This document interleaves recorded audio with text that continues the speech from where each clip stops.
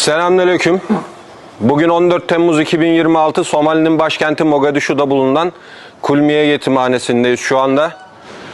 Bundan yaklaşık 5-6 ay önce Mehmet amcamızın buraya yapmış olduğu ziyarette yetimhanenin çok kötü bir harap bir halde olduğunu görmesiyle başlattığı bir iyilik seferberliği sayesinde yetimhanemizin yepyeni tuvaletleri yapıldı, yerlere kaldırım taşları döşendi, boya badanası yapıldı.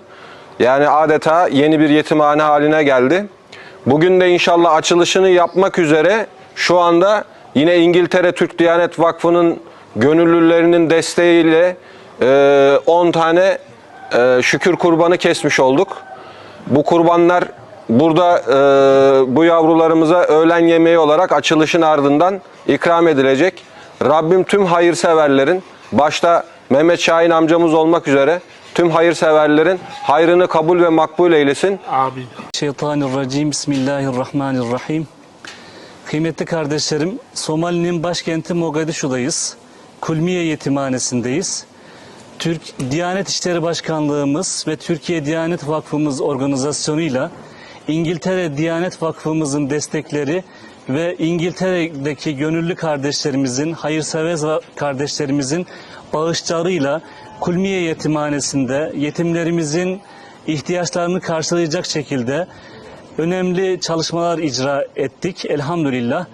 Bugün burada bu çalışmaların açılışını gerçekleştireceğiz.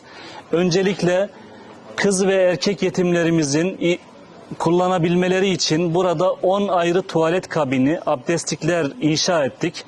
Ayrıca yaklaşık 450 metrekareye yakın alanı kilit taşla döşemek nasip oldu.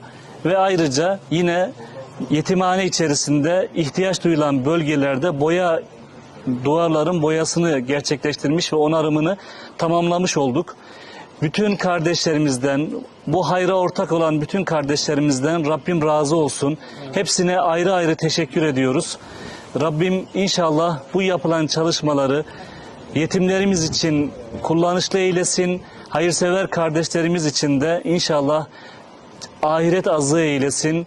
Rabbim hanelerine huzur versin, çocuklarına sağlık, afiyet ihsan eylesin, keselerine bereket versin, hayırlı kazançlar ihsan eylesin.